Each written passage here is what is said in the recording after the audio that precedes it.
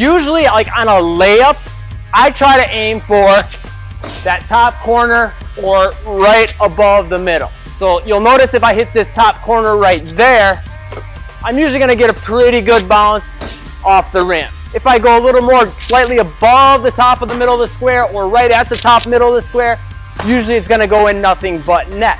That's when you're attacking from this angle or taking a jump shot like a bank shot.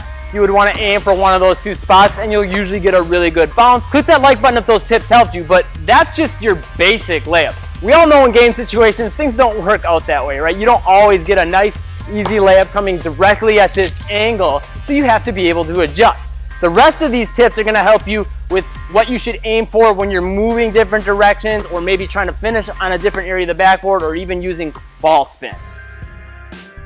All right, so one of the biggest layups we got to talk about is when you're coming across the rim, whether we're talking kind of diagonally this way or even coming baseline for more of a regular reverse layup. And you might need to tweak this a little bit depending on how you finish with your layups. First of all, your body is coming this way, right? So your momentum is carrying you this way, so you have to compensate for that. When you're going for these layups coming across the rim, you don't want to aim for that same spot, because not like right now where I'm standing still, again, that momentum is carrying me this way. So I need to throw the basketball further across that way. So what I'll tell players for this type of a finish is if they're coming this way, do one of two things or maybe both. Either A, aim for right over the top of the backboard, right above the square there, or even if I'm coming to this side, the opposite corner. You probably won't end up hitting that corner, but aiming for it will help you mentally make the adjustment you need to make up for that momentum carrying you this way. The other thing you might want to do with these, and especially if you're coming more baseline coming this way,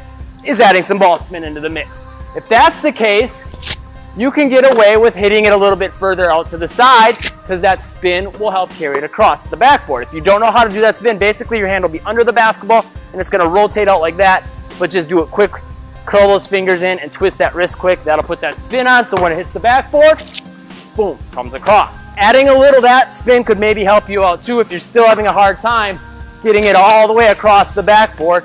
And as you'll notice, you get a nice soft bounce off the backboard. But this is just part of the equation. There's two other main things we want to keep in mind with finishing around the backboard. Goofy hand finishes and trying to adjust your shot for defenders. Let's talk about those. But leave me a comment down below. Let me know who you think is the best in the game at finishing around the rim right now. Is it Stephen Curry, James Harden, Kyrie Irving? You let me know. Okay, before we talk about how to finish over defenders and adjusting your shot for that, we want to talk about goofy hand finishes, which is basically left hand on the right side or right hand on the left side. Little pro tip for all these finishes, any of your finishes, period, around the rim where you're using the backboard, I always tell my players, pay attention to how you're missing. So a lot of players, they'll just keep missing layups and they'll get upset.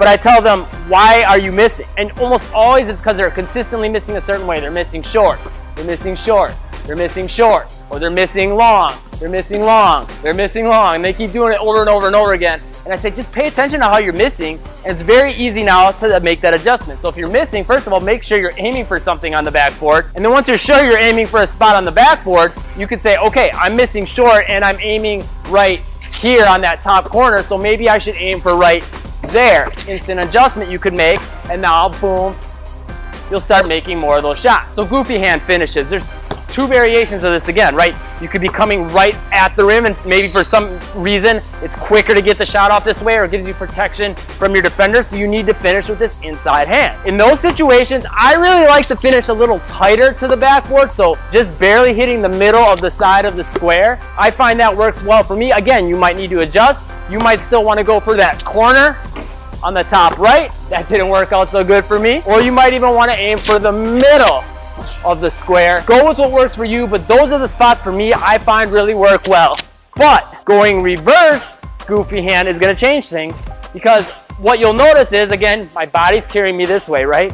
And you can't put this same ball spin on like this, because if I do that, the ball goes the wrong way. What you want to do in that instance is focus on having your hand curl the other way. Have your hand from behind the basketball, then come under from the outside and add a little more twist to it. Now you probably won't be able to get a ton of spin on like that, but just adding a little bit will help compensate. And again, when you're going for those finishes, try try to aim further this way because your body's carrying you this way. So instead of aiming for right there like you normally would, try to hit more on that corner if that works for you, or maybe slightly above, and those spots should probably end up with you making the shot. Again, pay attention to what you're aiming for and if you're making or missing. The other thing you could do with all these ones where your body's carrying your momentum one way and you're finishing the other is to really focus, whether we're talking a reverse with the regular hand or the goofy hand, about moving that hand in that direction on the release. The regular hand would be more just a straight carrying it across. But for these, it would either be coming more behind your head, or you can kind of turn your body into it to help give yourself that momentum to get the shot to go in. Finally, the thing you're probably really waiting for is maybe you're missing shots in games because you're adjusting it to defenders. What should you do in those situations? There's two pretty simple solutions I have for you, and you can kind of bring in the things I've given you previously to take this to the next level and make it more effective. The first thing I would do is, if I got a defender in front of me, I would either A, want to try to finish higher on the backboard or wider. So to do that, you might want to put some ball spin on or carry your arm across your body a little more. Or finishing really high and soft off the backboard is a great way to get those shots off, because what that'll do is throw their positioning off, right? They're expecting you to come finish here, but then if you finish here, that's going to keep them from blocking the shot. So you just want to practice those and pay attention to where you're finishing on the backboard. Go ahead and work on different finishes to finish there. Go on, work on different finishes to finish way up there. And then finishes to finish more directly above the square right in the middle. And the other way you'll want to adjust your shot is a lot of times you feel like you need to get it off quicker, right? Beat your defender to the basket because you know you have the speed advantage. In those instances, I try to keep the ball tighter to the basket. So I try to finish just barely above that bottom corner of the square right there. And as you'll notice, you can almost barely squeak it in there if you put a little bit of spin and the right touch and angle. So those are all great things you can practice. So next I got a way for you to practice all this stuff. And then I've got a way for you to take all those things you're practicing and just your finishing around the rim next level. It's another YouTube video you're gonna love. What you could practice is really, really simple. Go back through this video and all the little different ways I told you of doing your finishes, practice them, about 10 repetitions each way. So all you need to do for this is just start about 10 feet from the basket, 5 feet from the basket, get a dribble going, a little momentum into it. So it's a little more game-like, but you can get a lot of reps in quickly. Get your layup off. Do 10 of them on that side, 10 on the other side with your right hand, because this is the first thing I gave you. Then from there, you'll want to work on coming across the rim, right? Come this way, 10 of those, or you could do the baseline ones if those are giving you more problems, putting a little bit of spin on. Of course, doing that the other way with the right hand 10 times, either diagonally, 45 degrees, or coming baseline. Then you would want to work on your goofy hand finishes.